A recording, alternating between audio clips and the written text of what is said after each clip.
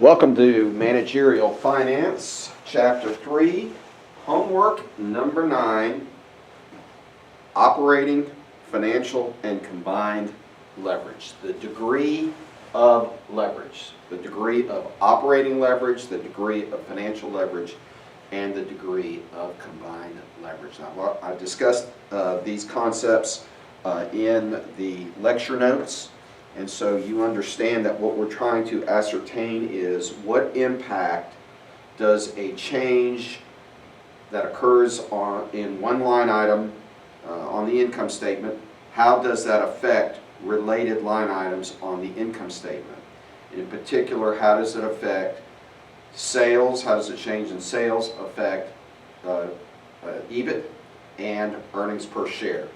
So let's take a look at how these ratios operate, what they look like. So to answer these questions, we're going to need income statements. All right? And I'm going to work for you today the ratios that relate to Company A just for 2017. I'll give you enough guidance regarding how to do this by working Company A, year 2017. So let's look at the formulas. As it is the case in this class, you need to know these formulas. All right. So to be able to compute operating, financial, and combined leverage, you have to be able to compute percentage changes. And so here's the percentage change formula. It is the ending value, which in this case would be, and for sales, it would be 2017 divided by the beginning value, 2016, minus 1 times 100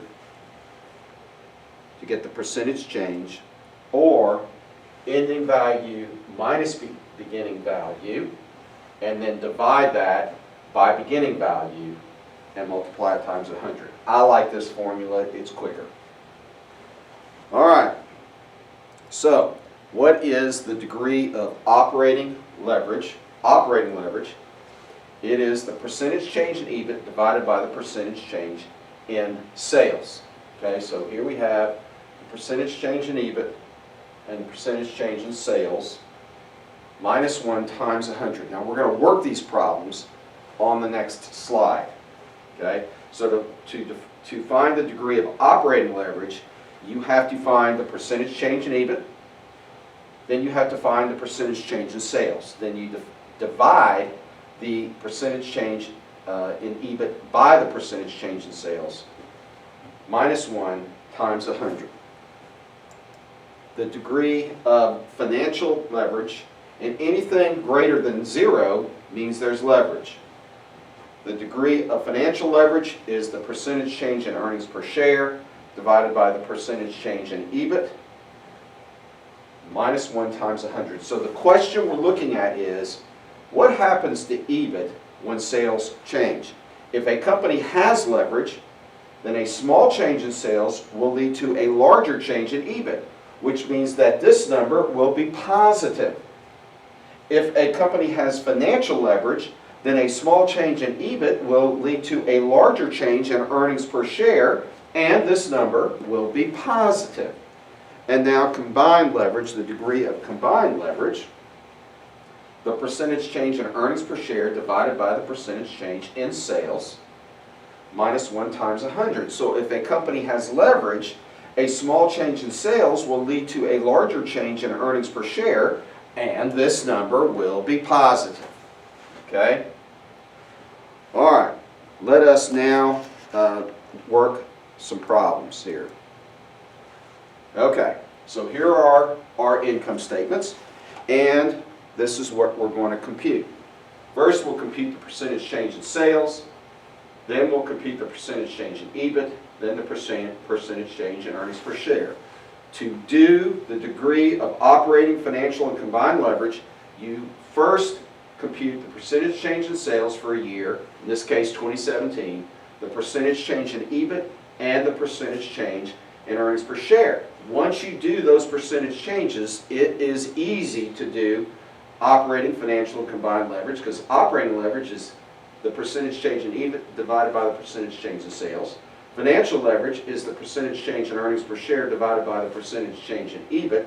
And combined leverage is the percentage change in earnings per share divided by the percentage change in sales. So if you do these three first, then these three become very easy to do. All right, so let's find the percentage change in sales. And so we find sales in 2017 divided by sales in 2016 equals 1.0805 minus 1 times 100. So sales in 2017 went up 8.05%. Okay? Now let's find the percentage change in EBIT or operating income.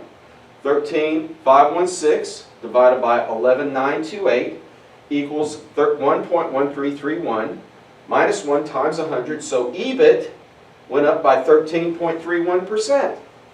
So sales went up 8% and EBIT went up 13%. Now let's find the percentage change in earnings per share.